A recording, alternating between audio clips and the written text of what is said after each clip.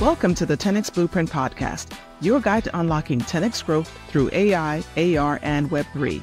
Join Simone Knight, billion-dollar media strategist and founder of Brandiverse Marketing, for discussions with industry leaders about harnessing the power of tomorrow's technologies today. Let's step into the Brandiverse.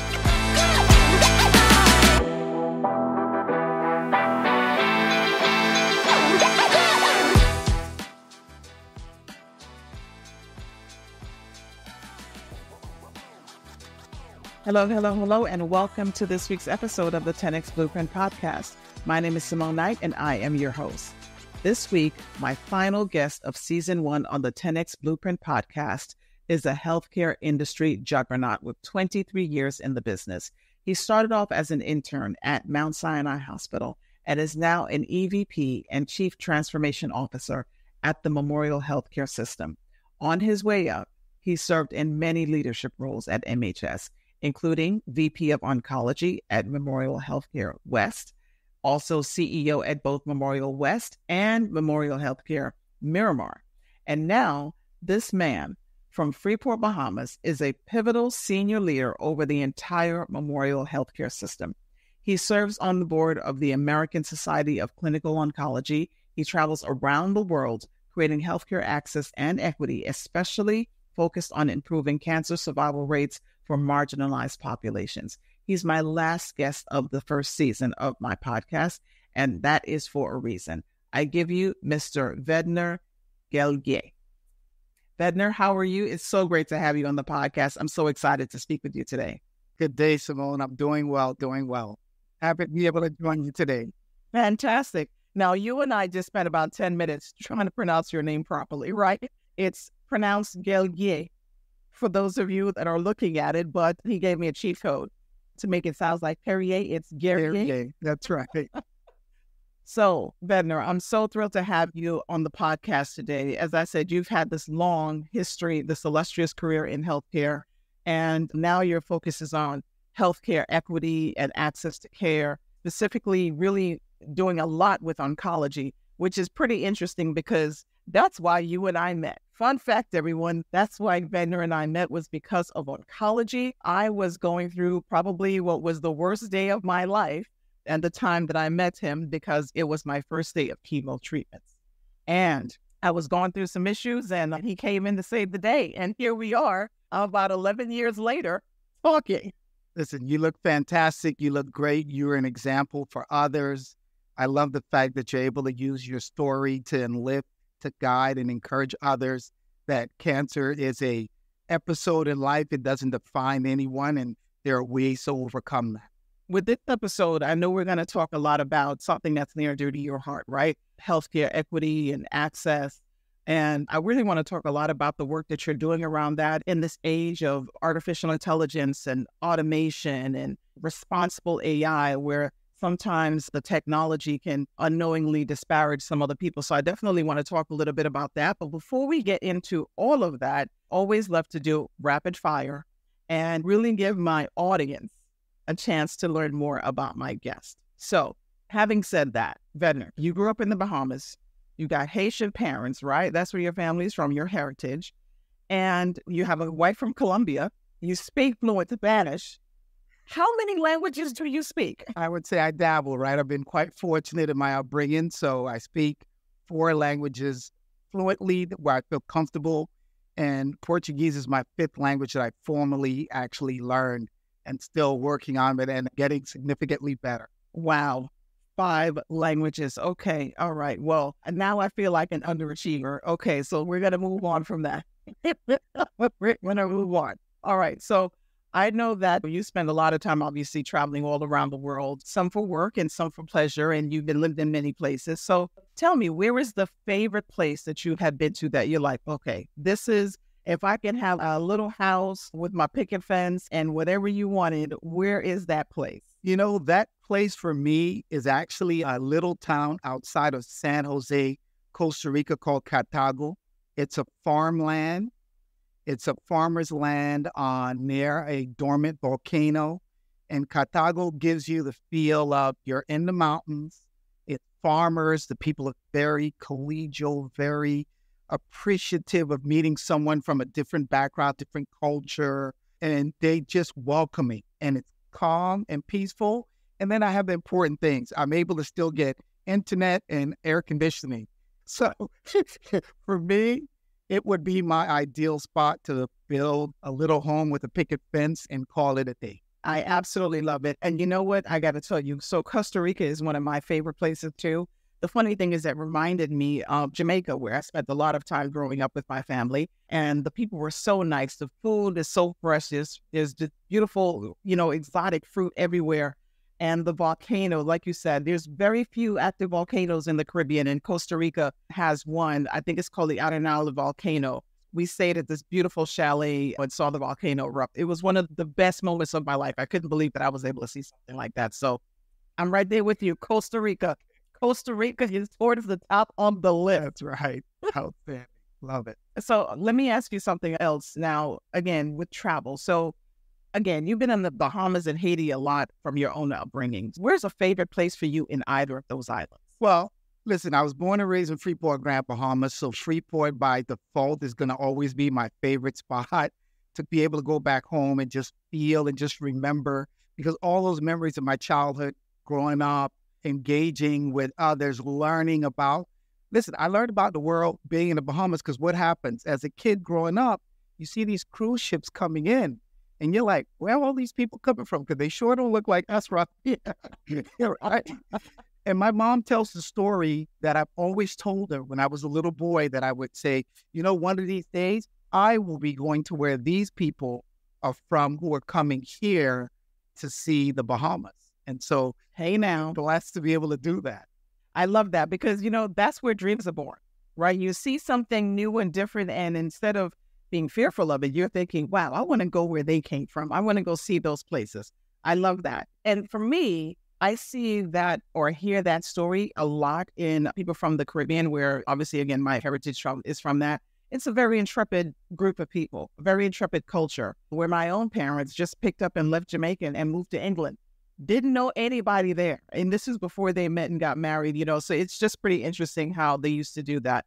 And things are not the same now. I don't think people are as adventurous to change countries now as they were before, but I love that spirit. So once you're going on these adventures, Vedner, if you were on a desert island, what is the one thing that you cannot be without? That's a tough one. That's a tough question. I thought about it, right? So from a spiritual aspect, I would say, I'm going to be on a deserted island. I'm going to be there for a while. I have to take a Bible with me because there's so much, even now, reading, understanding, trying to appreciate what the word in the good book says. Even with all of the education and learning, there's still something new. You read a scripture and then you're like, let me put that in context to what's happening now today in my life, or something that has happened as a reference. I think if I'm going to be on a deserted island, it's going to be a lot of time for reflection, understanding, and appreciation of what I had, what I may desire. I would say from a spiritual perspective, I would say the Bible.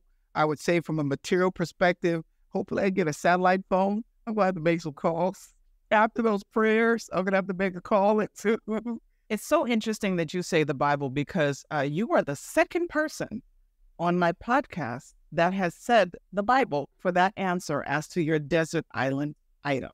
But I'm also glad that both of you also said something practical that you would need to you really help you survive, right? So some people might be like, oh my God, I can't live without my hair gel. It's like, okay, how is your hair gel going to help you get off the island, get some shelter, get some food, the basics? Come on, people, survival skills. You don't need hair gel if you are the only one on that island. So I love that you said the Bible because I think, your own mental health in a situation where you can't move from where you are is definitely important. And I know that for a lot of people, the spiritual guidance and the peace of mind that comes from reading the Word of God really calms people. So that's a great answer. And I'm so glad that you're the second person that actually said that. All right. So now I have a question that I always ask called first jobs. And my theory is that the first job that you have helps you become who you ultimately will become in the future.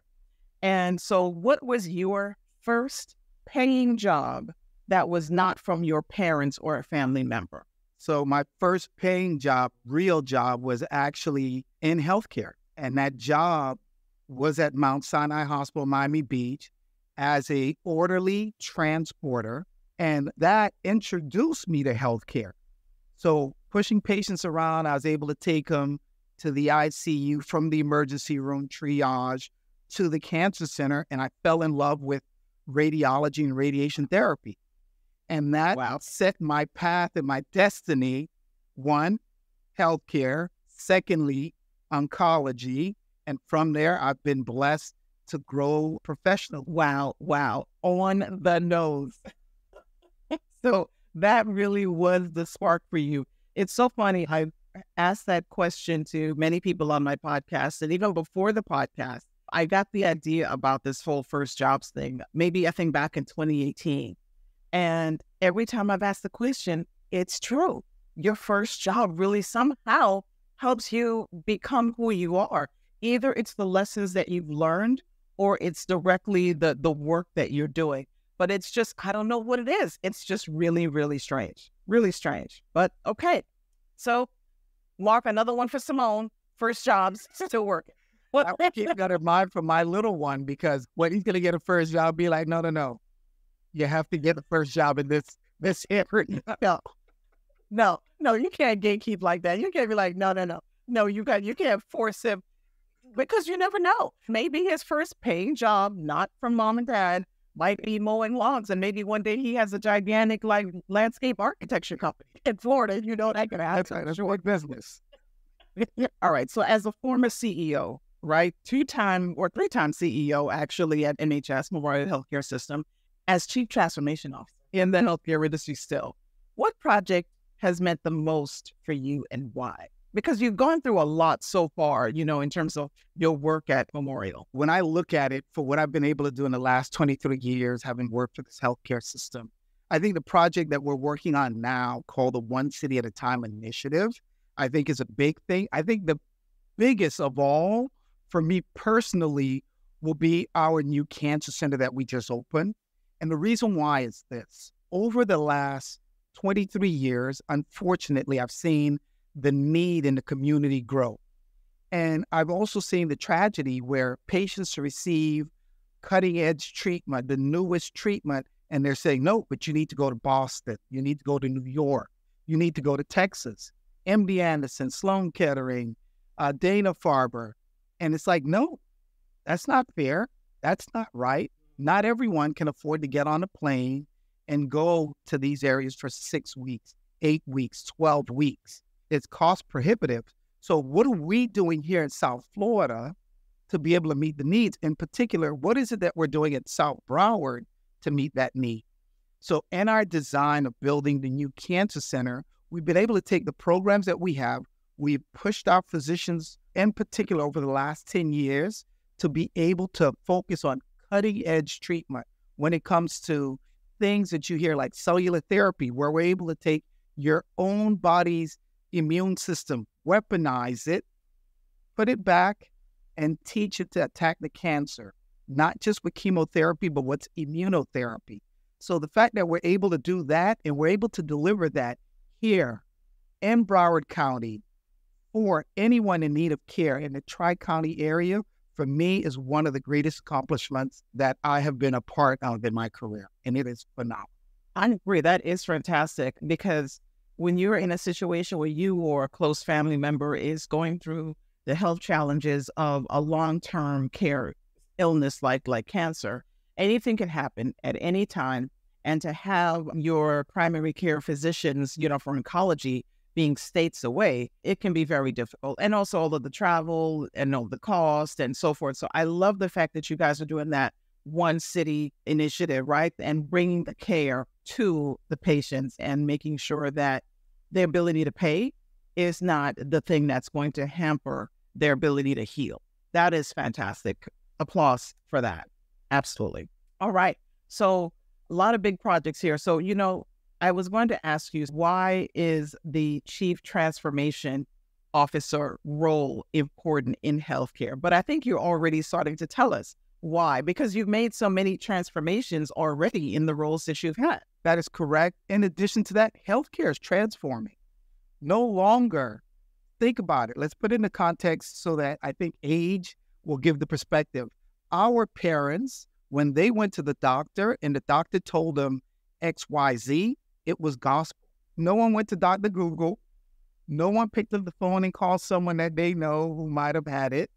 It was accepted. Now, healthcare has become, in particular here in South Florida, it's become a consumer experience because people can choose to go to various other locations to receive their care. In addition to that, people are going to ask, are you providing me the best care? And that transformation means no longer are we the traditional healthcare mechanism of, listen, we're here, we're the hospital, we've got the doctors, you come in, you do what we tell you, you take what we tell you, and have a good life. Gone is that. Healthcare is transformed. People want to be no decisions made about me without me, right? That's a transformation. That's telling doctors you are no longer the solo voice in the care delivery. Patient, and not only the patient, there's family members as well who want to be able to provide input and their thoughts. And what does this mean for us? That aspect of care delivery, working with the physicians in my role as Chief Transformation Officer, I'm responsible for the physicians, the hiring of the physicians here at the Memorial Healthcare System. And when I'm hiring physicians, I hire them for cultural fit. I'm not looking if they're capable of doing a heart transplant or chemotherapy or whatever the case might be for their specialty. I have physicians who are going to test them for that. What I'm testing is for compatibility. So are they going to meet with the new transformation in healthcare is being asked of us by the patient? In addition to that, healthcare is transformed in that the patients are no longer the same. No two diagnoses are the same. No two stories are the same. Because we see it. A patient of financial means, early stage breast cancer diagnoses has a higher probability of a better outcome from someone similar to them in terms of disease type, pathology type. But because of social determinants of health, socioeconomic factors, that person may have an adverse effect from, even though they're receiving same treatment, same doctor, same chemo, same radiation. Well, why did one person do so well? And why is this person struggling? There are a variety of factors. So all of this transformation that's happening in healthcare is why chief transformation officers are important, because the landscape is no longer what our parents experience healthcare to what now the consumer is asking us to be. And again, no decision about me without me. That's fundamental in my head. Whenever I sit and say, hey, we're going to do an initiative, we're looking to do an item, no decision about me. So you mentioned a lot of things there that I want to unpack, right? So you talked about the fact that definitely healthcare has transformed. It has been under transformation, I think, for probably a couple decades, right? Slowly getting there. I think, with the digitization of records, with HIPAA laws and the invent of WebMD and people being just more aware of their vitals. We wear smartwatches now. We have trackers on our cell phones. You're getting sometimes benefit incentives at work if you go through your preventative care. So the patient, as you just pointed out, is much more informed than the patient was 20, 30, 40 years ago. And so that information and education now leads to empowerment, but also it can lead people down the wrong path. So now enter AI and being able to search up and create and do a lot of things. It's kind of like people are running with scissors now and there's no supervision. So, how has that really started to change your business from what you're seeing with healthcare? Absolutely. I think AI, Simone, has changed and it's going to continuously change the way that healthcare is approached. Let's unwrap it because there's various stages to the discussion, right? So AI, for example, in radiology right now, we're still on a theme of breast cancer care, I think. So typically, a radiologist, a woman has a mammogram has a finding, she's brought back to have a biopsy or any type of workup. And not only women, men also get breast cancer as well. So we take care of both men and women. But in this scenario with we're going with the woman as being the subject, and the images is taken. Someone, a radiologist, a breast mammographer, sits there, looks at the image, reviews the image, and they say, okay, we identify an abnormality here. Is it a cyst? Is it cancerous? Does it look malignant? We need further testing. What AI allows that radiologist to be able to do now is AI is so good that you can actually have multiple images. So think about multiple women getting their imaging done. Timing is of the essence. And the radiologist is able to teach the AI to look at the image and review the image. And the image, AI gets the first crack at it, says, hey, I see an abnormality in this image. Hey, I look at this image, everything's clean. This image, everything's clean. This image, there's something that we want to review. This image, everything's clean. So now you've actually increased the efficiency of the breast mammographer, the radiologist, to be able to look at the image. What do? They go back, they'll look at the ones that are clean to make sure there's nothing, no abnormalities, that AI didn't make a mistake, because AI is not perfect. AI is a learned algorithm. The radiologist teaches AI. Still today, I can take pound for pound, a radiologist is still better than AI. I put that with an asterisk because they teach the AI becomes a lot more proficient and better. Now, the fact that we're able to go quickly through the non-finding imaging, it allows the physician more time now to focus on the findings. Is it a woman? Well, you have capacity, right? You're building capacity. Building capacity, building accuracy. But the one thing that we're starting to see with AI is once AI, those iterations become better, AI can sometimes identify things that the naked eye cannot. Well, that is the hope, right? That is they can do it faster, right? It's the hope. Use it as a tool, right, for speed and automation, but still with the human check. Still with the human check. Very important. I am of that school that I believe the human check is still an important factor. But I think the fact that there are possibilities now where AI may be involved even in pathology to allow you to see maybe the cancer before the naked eye would see it, it's just fantastic. You're like, oh my goodness, this is what we're looking for, because in cancer care, we know time, the sooner we can get it, the better we can provide care and the better the outcome for the patient. We're able to do that now. We're starting to see that in cardiology. We're getting to see that in neurology, the neurosciences. If someone has a stroke, to identify these things more timely. So that aspect of AI, phenomenal, fantastic, caught me in. I love that. And it really resonates with me as a patient, because you don't know this about me, Vedner, but when I was in let's say the gray area of whether or not there was something going on with me, first of all, 2 mistakes happened. One of them was a human error, which said that my scans were clean, which they were not. I actually got the wrong report. This did not happen at Memorial. This was somewhere else, and I'm not saying where, right? I actually received the wrong report. And it was because I pressed the issue that the right report was seen and that I was told what my diagnosis was at the time. That was the first error. The second thing is that, actually, no, that was the second error. The first error was that when I thought that there was something going on with my body, I was told after biopsy that there was nothing. Literally 4 months later, I went from no cancer to stage 2, just that fast. Yeah. So the question is, of course, what really happened here, right? So when you're saying that you now have this computer check and you have the human check, that resonates with me, where in my own personal healthcare journey, there were mistakes made. And wherever that those mistakes could be reduced and whenever speed can be made, especially in a situation like cancer where that can, get out of hand very, very fast, like literally in a matter of weeks, I say yes. I say yes, Vedner, let's do it. I know that some people are really afraid of AI in healthcare, and for good reason. In the use cases that you just talked about, to me, those are perfect use cases for leveraging this technology to help speed things along, improve the accuracy, see things that humans can't see, and basically be used as a tool to augment and make us better at our jobs in terms of healthcare. Absolutely. That is correct. So I'm in agreement with you. And I think you just said something that's very important, that advocacy for self. Again, no decision about me without me is what has allowed you to be able to have a successful journey.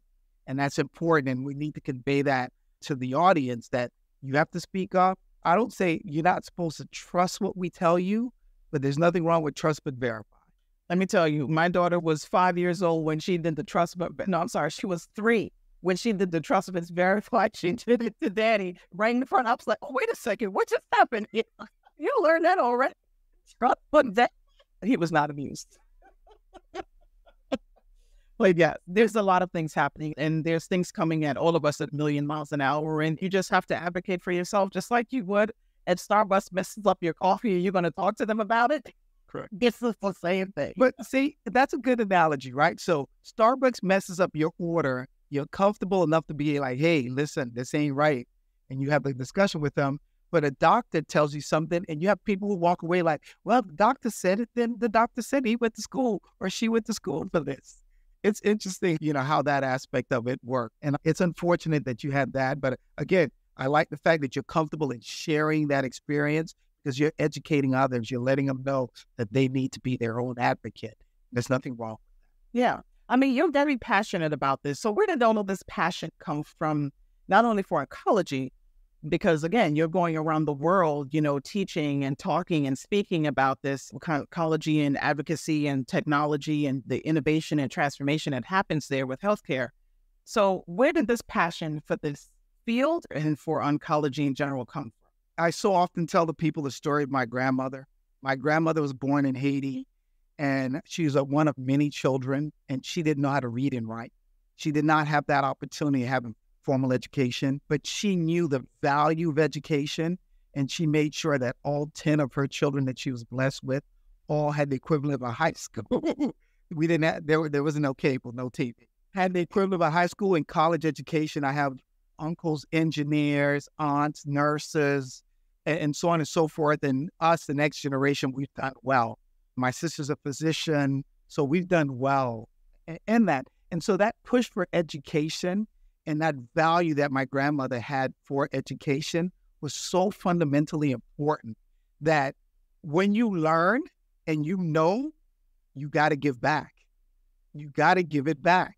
So if education was a conduit and an outlet for my family to be able to achieve great things, so now that I'm educated in that, I know, and I've been blessed with these opportunities, I would be guilty if I sat on the sidelines.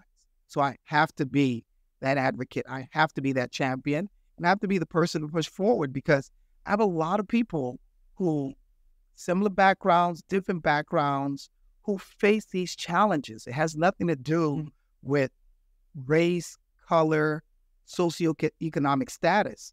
Sometimes it's just a lack of education. You don't know.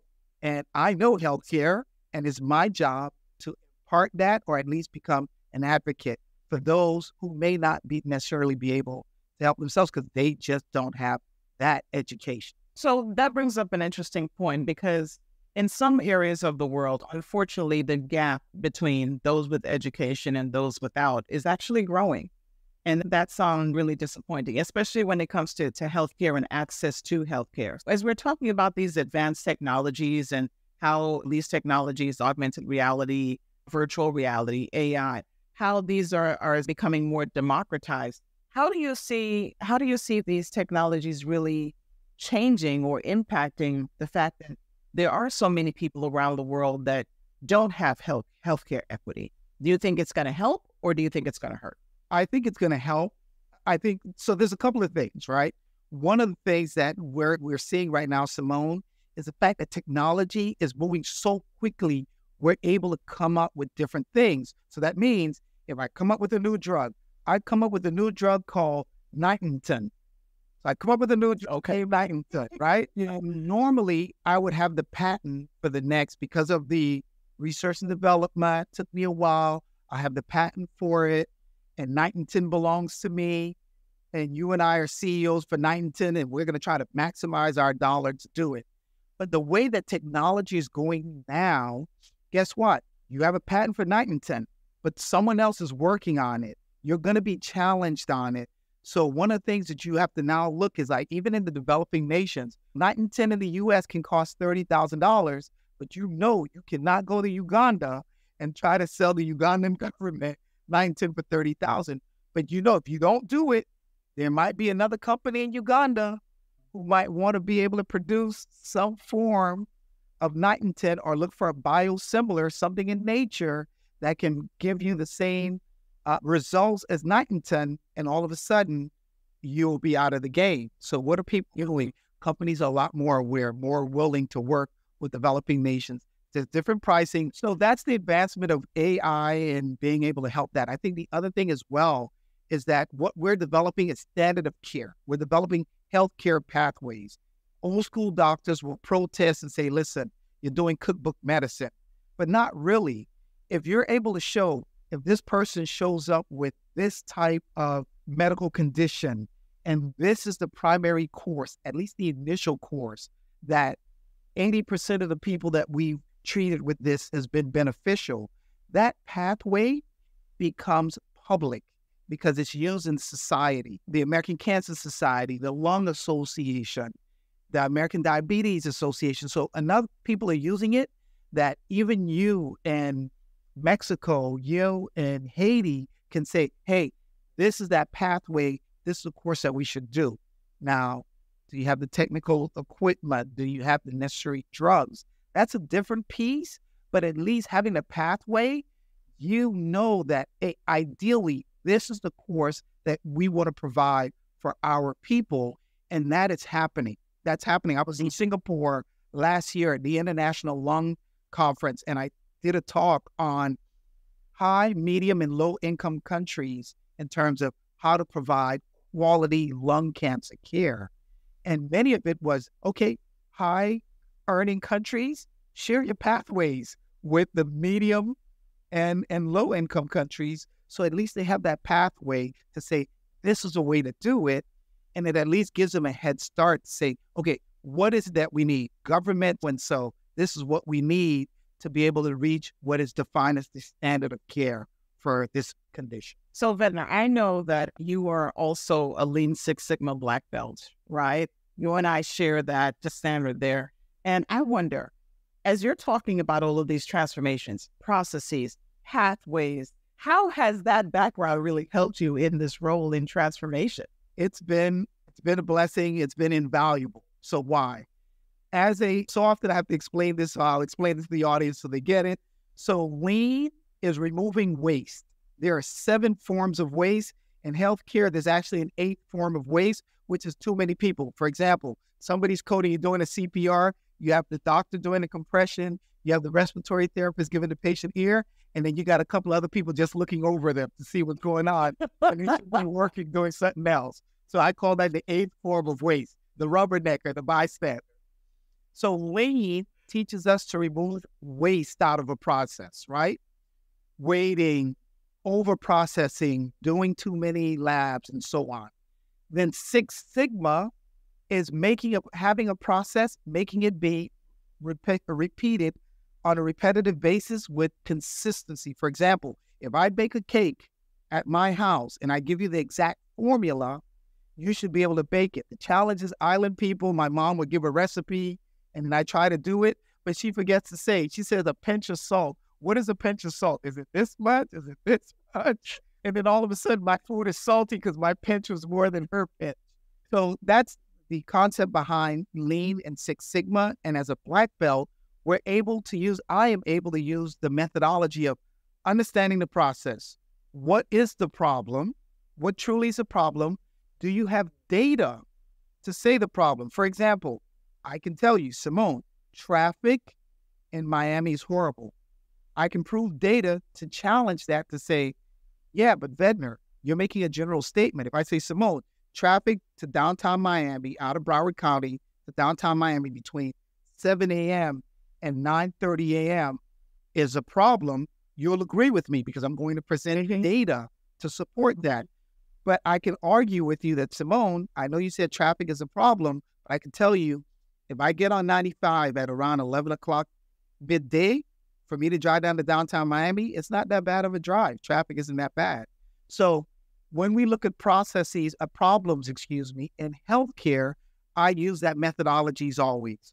What is the problem? Provide me the data to show me that it actually is a problem. Let's use that data to figure out what part of the problem are we going to resolve, and then we work from there.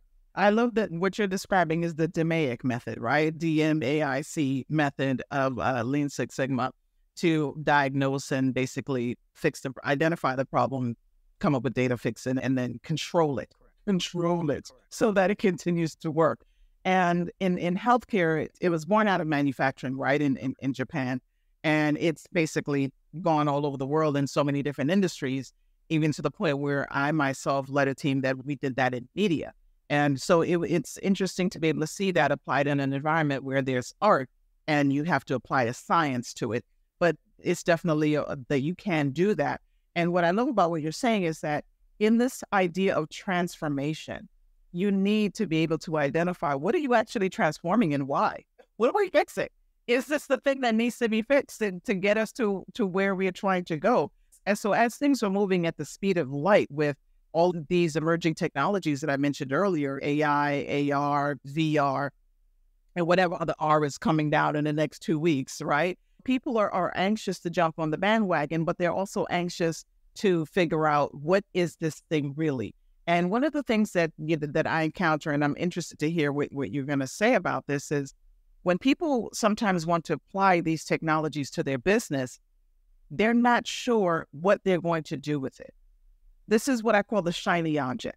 So it's, okay, so how is this technology going to help you be better, increase capacity, reduce waste, or increase efficiency, improve your consumer engagement, is bring in revenue? What is it going to do for you? If we cannot articulate that clearly, same thing with designing or figuring out what the problem is. If you cannot articulate that clearly, then you're going to end up wasting money.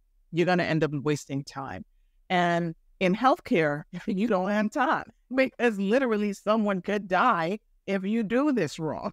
So it's pretty interesting to see how that background is so needed in the role and how you're bringing that to bear in terms of bringing these access to care and health and equity in healthcare to the population that you're working with at Memorial. I think you just brought up something, so I'm going to tie in that process improvement, lean with social activism in terms of doing the right thing to support the community using a process improvement methodology. The Memorial Healthcare System is a publicly funded healthcare system, meaning we are a taxing authority. We are able to tax the people of the South Broward District. We don't really do it in that there's taxation, but it's very minimal. To put it in context, I always put it in context in terms of numbers. Jackson Memorial, the largest publicly funded healthcare system in the nation, and Miami-Dade County collects $500 million of taxpayers' money every year. They use that to provide uncompensated care to the residents of the South Miami-Dade County, the whole county. In Broward County, we have two publicly funded healthcare systems. The Memorial Healthcare System, because we've been very financially stable and we've done well, we only collect $8 million. But that $8 million that we get from millage rate and from taxing, we get it on a Monday. We sign a check on a Tuesday for $8 million, and we give it back to the county municipalities. But that does not take away our need and our mission, actually, on why we exist, is to be able to provide care regardless of the ability to pay in the South Broward District. So how do we do that? We took the data to say we have 5 major cities that really make up South Broward: Dania, Hallandale, Hollywood, Miramar, Pembroke Pines. We see the constituents coming from these different areas coming for care. We identify what are they coming for care for? Uninsured or underinsured? What are they coming for? Hypertension, diabetes. So typical, what we call the killers, right? In our society at this time.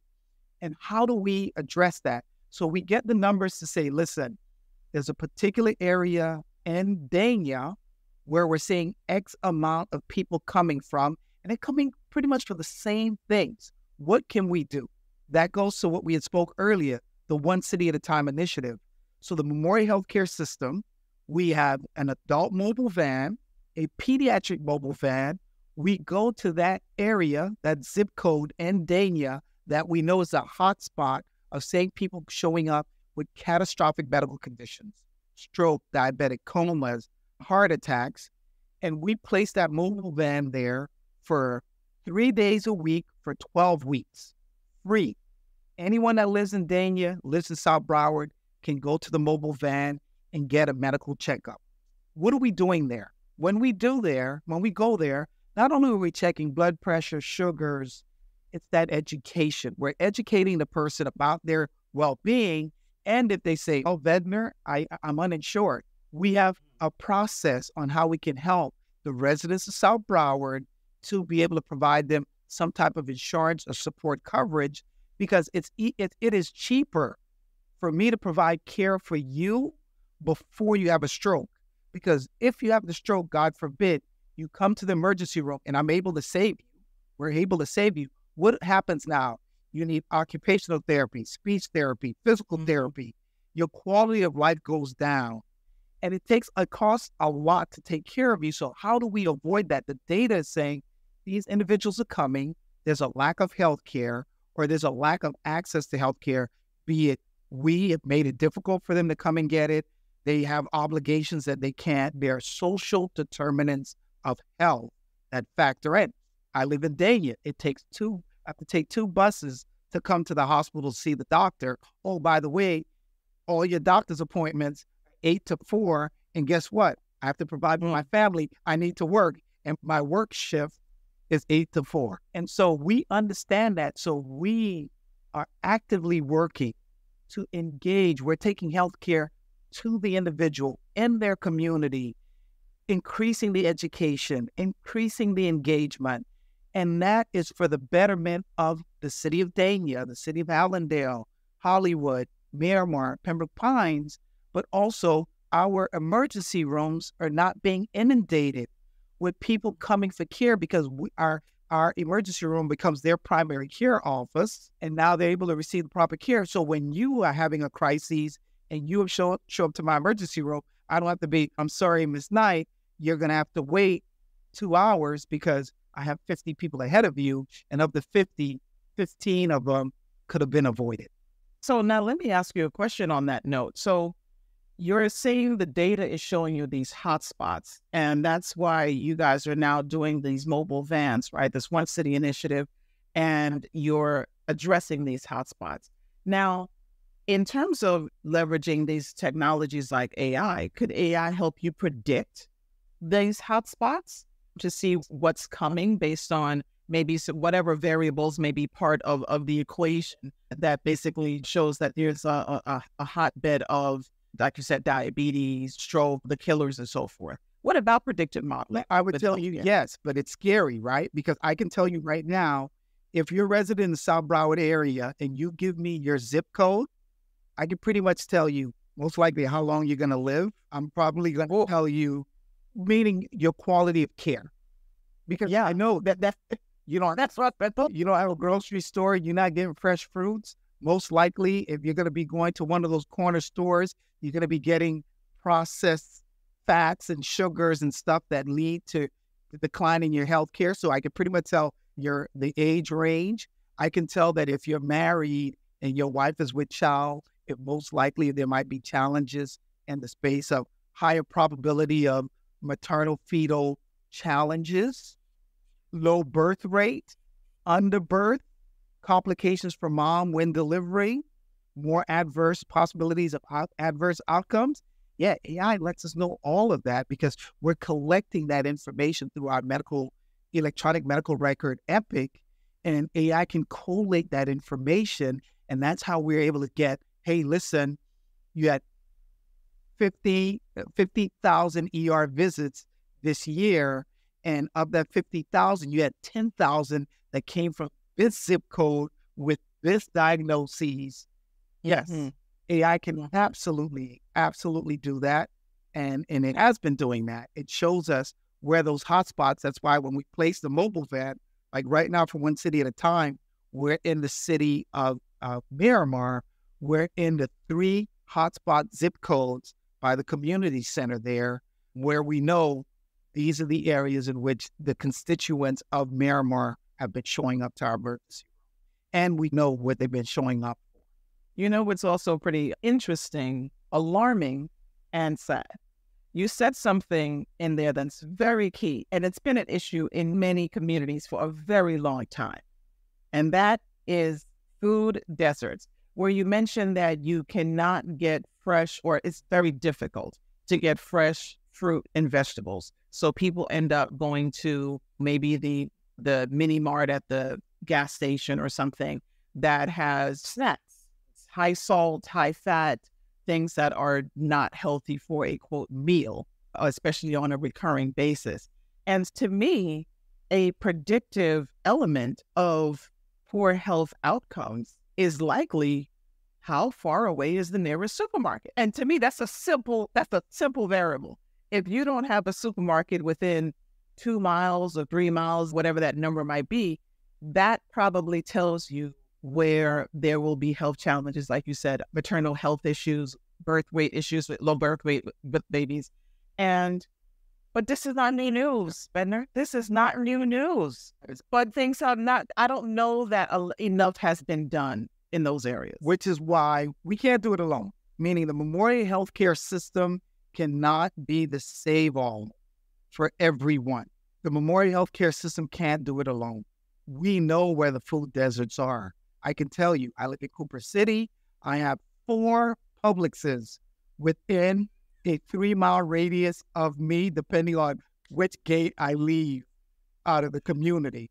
And I can tell you right here in West Park, there's not a Publix anywhere around. And so I can tell you, historical, what we used to call Carver Ranches, there's not a Publix, a Walmart, or anything close enough where it's convenient for you to be able to go. So you're absolutely right, Simone, and it's not new. Unfortunately, it is not new. We know this. So what do? We do the food. For example, when we do the One City at a Time kickoff, one of the things that we do is we do a food drive in which we give families fresh fruits and vegetables we hand out for free when they come in as well. And we try to help with the education, but we can't do it alone. So one of the things that, again, my passion is coming out, and one of the things I'm big about, when the American Cancer Society comes to me and say, hey, Vedner, how are you going to support us this year with our campaign? American Diabetes Association comes to us and says, how are you going to support us with our campaign? My answer is always the same.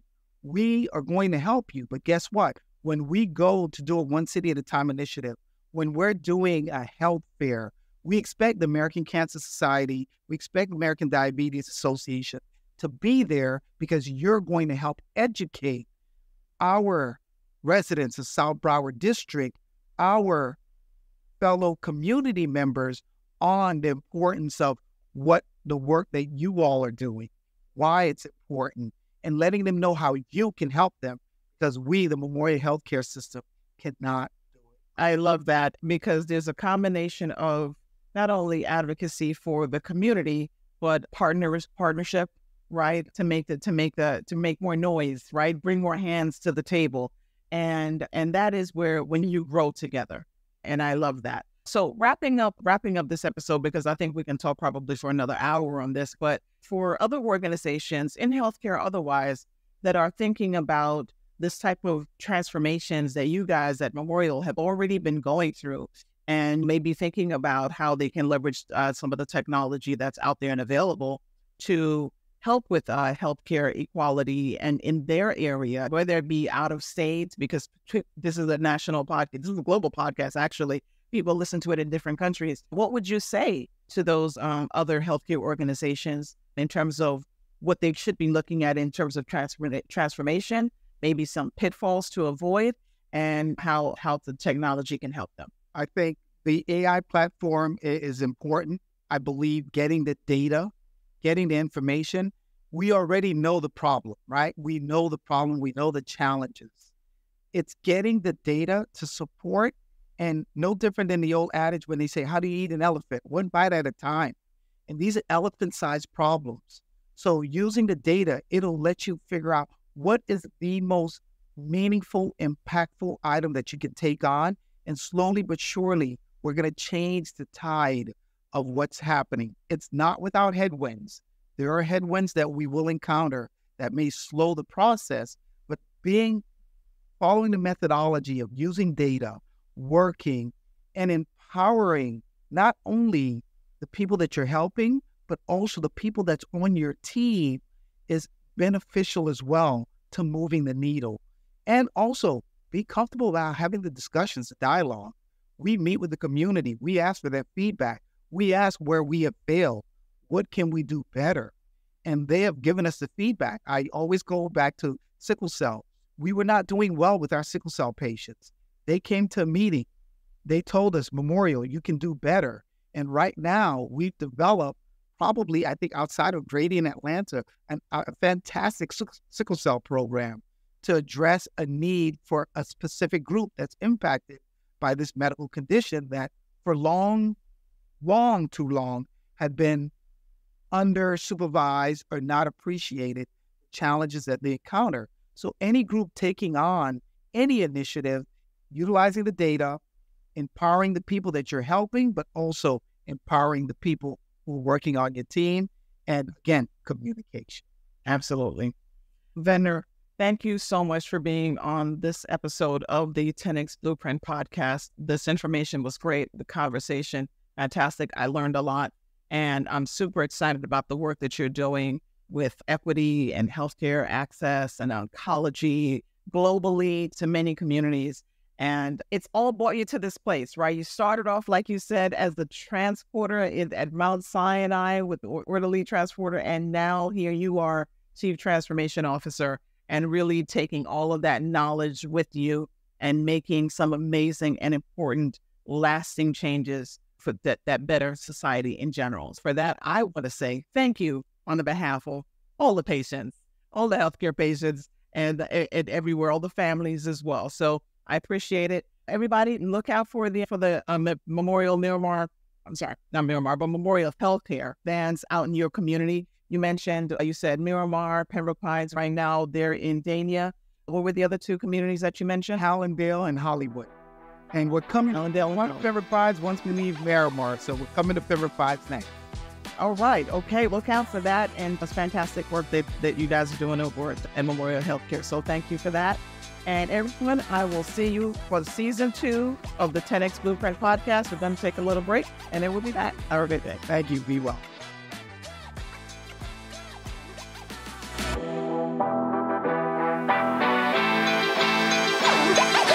Thank you for joining us on the 10X Blueprint podcast. If you found today's episode inspiring and want to stay ahead of the curve on the latest trends in AI, AR, and Web3, be sure to subscribe to our podcast and follow us on LinkedIn and YouTube at Brandiverse Marketing. Together, we'll unlock the blueprint for 10X growth. Don't miss out on our next episode, and until then, onward and upward.